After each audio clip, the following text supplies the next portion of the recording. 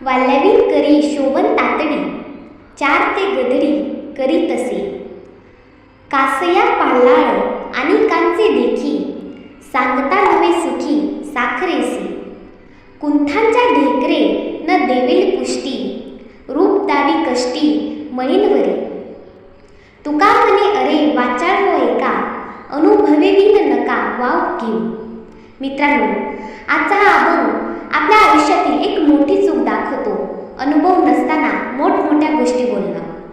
आजच्या काळात सोशल मीडियावर, समाजात आणि कुटुंबात सगळीकडे सल्ले देणारे खूप आहेत, पण अनुभव असणारे किती?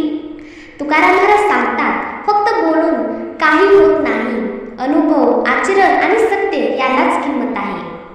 वाल्यावी करी शोभन तातडी, चार ते गदडी करी तसे. वाल्यावी म्हणजे अनुभवाशिवाय, शोभन तातडी म्हणजे मोठी तयारी किंवा दिखावा. तुकाराम महाराज म्हणतात, ज्याला काहीच अनुभव नाही तोही मोठा दिखावा करतो. जसं चार गाढवं एकत्र आले की गोंधळ घालतात, तसंच काही लोक फक्त आवाज करतात.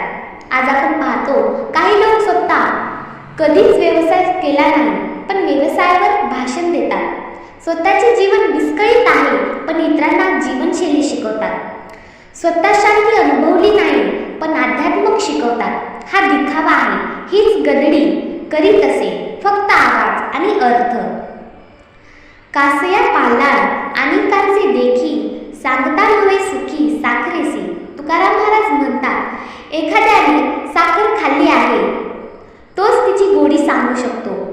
ज्याने कधी साखर चाखलीच नाही तो फक्त वर्णन करतो, पण खरी गोडी त्याला कळत नाही.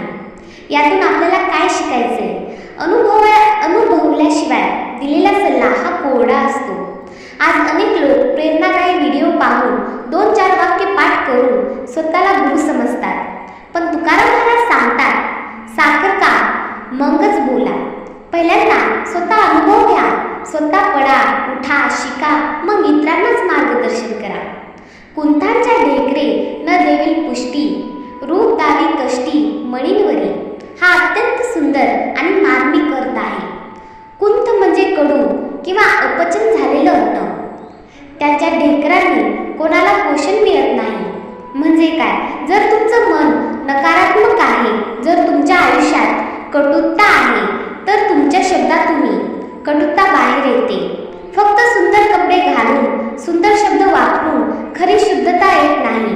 मन स्वच्छ नसेल तर चेहऱ्यावरचा तेजही खोटा असतो. आज अनेक लोक बाहेरून यशस्वी दिसतात, पण आतून तणाव, असमाधान, भीती यांनी भरलेले असतात. तुकाराम महाराज सांगतात, आत शुद्ध करा, मग बाहेर तेज येईल.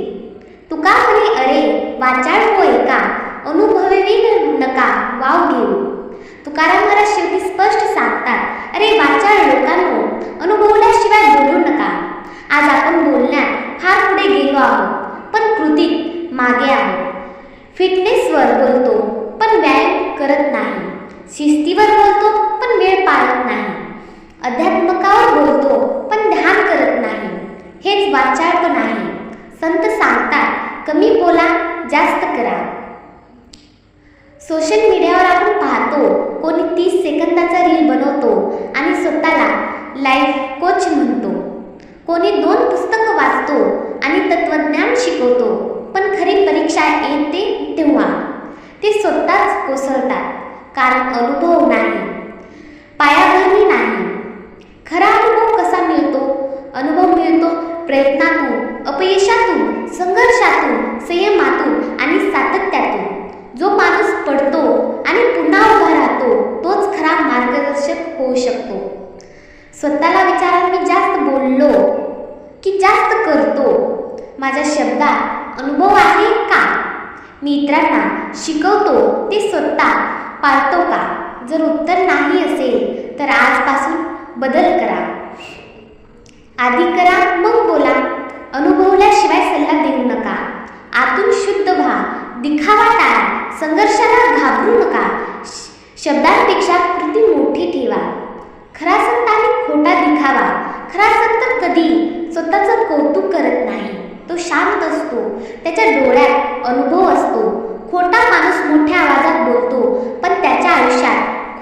नसते. तुम्हाला काय व्हायचं आहे? आवाज करणारी गाढवं की शांतपण प्रभावी व्यक्तिमत्व? मित्रांनो, संत तुकाराम महाराज आपल्याला एक मोठा धडा देतात. अनुभवल्याशिवाय बोलणं म्हणजे रिकामं भांड वाजवणं. साखरेची गोडी सांगायची असेल तर आधी साखर चाखा. जीवन शिकवायचं असेल तर आधी जीवन जगा. शांती शिकवायची असेल तर आधी मन शांत करा. तुका म्हणे, अनुभवल्याशिवाय वाव देऊ नका. आजपासून ठरवा, मी कमी बोलेन, मी जास्त करेन, मी आधी स्वतःला सुधारेन, मगच इतरांना सल्ला देईन. रामकृष्ण.